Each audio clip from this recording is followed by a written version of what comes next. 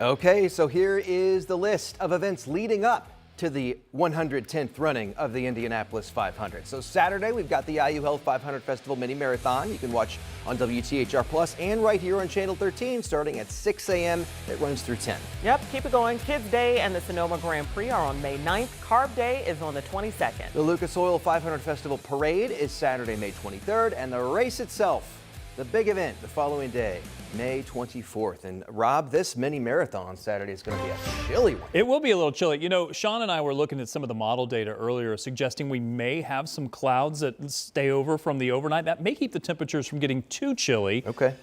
We may also have to start talking about throwing in maybe a shower chance wrapping up that morning. We'll see how that goes. I think incentive to run. Maybe get ahead of it, yeah, for sure. I still think it's going to be on the cooler side. The runners should like the temperatures. Talked to a couple of runners and they said, yeah, this is going to be perfect running conditions for us. I will not be running. Yeah, that's what the runners say. That's what the runners say. It's a little chilly for my taste. In fact, heading into the end of April and early May, we are talking about cooler than average numbers. We also heard Dom talking about some of those showers earlier this morning. During the overnight, we had some heavier rain. Now that's pushing out of here and we're looking at relatively quiet conditions. I do think it's possible we could still see a little bit of activity this afternoon. Do see a couple of spotty showers showing up on satellite and radar, say from Muncie to Marion. But outside of that, it's really just watching the temperatures at least through the overnight. And we do expect to be on the chilly side for tonight. So 60s in play currently. We're currently at 63 degrees.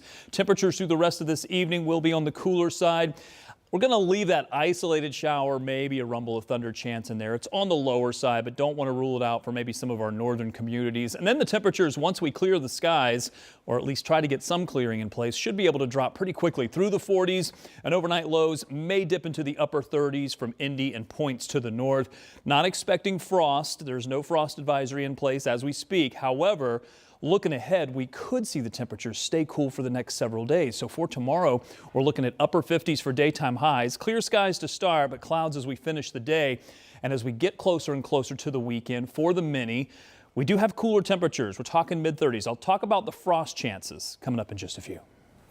All right, Rob, thanks so much. And now on to terrifying moments that were caught on camera. This will stop you in your tracks. A popular online streamer traveling across the country struck by a car as he was traveling through Indiana. Now, miraculously, he's okay, which is just incredible when you see the video. Samantha Johnson talked with him, and he was live streaming during this thing, right? Live when he was hit by this car. The video is unbelievable to see and shocking to know that he walked away from all of this. Again, he is okay today. His name is Isaiah Thomas. He goes by Humble Zay on several platforms like Twitch and TikTok. He has hundreds of thousands of followers.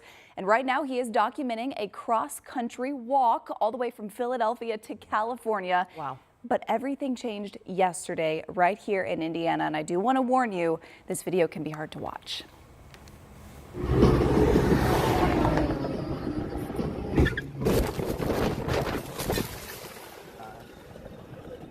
Terrifying. Oh. Yes, this happened on US 40 just west of Richmond. One of Isaiah's online followers had actually reached out to him, offered to drive behind him to help get him to that next checkpoint. So a car actually ran into the back of that car that then hit Isaiah. And he told me today he is thankful that follower was there because otherwise he would have taken the full impact of that hit. I normally walk on the other side of the street just so I could see cars coming. But because particularly if I knew if they wasn't there and I was walking on that side, it would have been way worse. But I'm definitely gonna go back to the walk. I'm just slow walking into it. Just to, make sure that my body is ready for it. Yeah, man, we are so glad he is okay. I talked to Isaiah from his hotel room in Richmond. You could see he still had the hospital bracelet on. He just got out late last night. He was able to leave with just a few sprains and bruises. It is unbelievable. And you might be wondering why he is walking all the way across the country. This is actually part of a faith walk. He's raising money to help build a faith-based trade school for at-risk kids in Philadelphia. He says, I'm just a Philly kid too, and he wants to show kids that anything is possible, even walking all the way to California. So you will hear his full story tonight at 6 o'clock. Well, God was with him. Yeah, I mean, literally, and the entire thing is inspiring. And I mean, frankly, I don't know if we'd be talking about it if he had not been hit. And certainly wouldn't have shown that video. We only show it because we know he's okay. Yeah. I mean, astonishing there, but inspiring nonetheless. Absolutely. Yes. All right. 6. Thank you, Sam. See you at 6. Indianapolis leaders say it's an alternative to the juvenile justice system. Now a resource for youth at risk is expanding to 24-hour operations. The Marion County Family and Youth Intervention Center opened in October. The facility is for Marion County kids ages 12 to 17 and offers free clothes, food, and a place to sleep.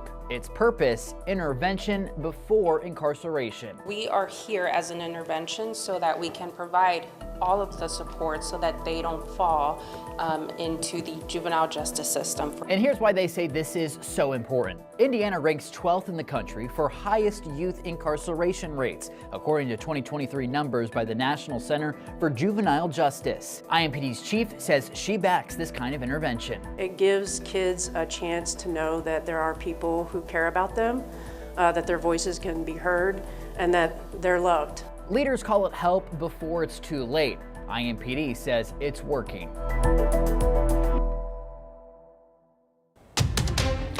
Well, right now, a new financial audit is revealing some shocking information into how the Office of Public Health and Safety here in Indy is operating. Coming up, we're going to address some of those issues and break it all down. And the Fever getting ready for their preseason home opener tomorrow night. Why Stephanie White can't wait to take the floor in front of the home fans. Could be you. It's coming up in 13 Sports. And we're looking at cooler temperatures. Those are going to stick around for the next several days, including the weekend, where we could see a night or 2 or 3 in the 30s.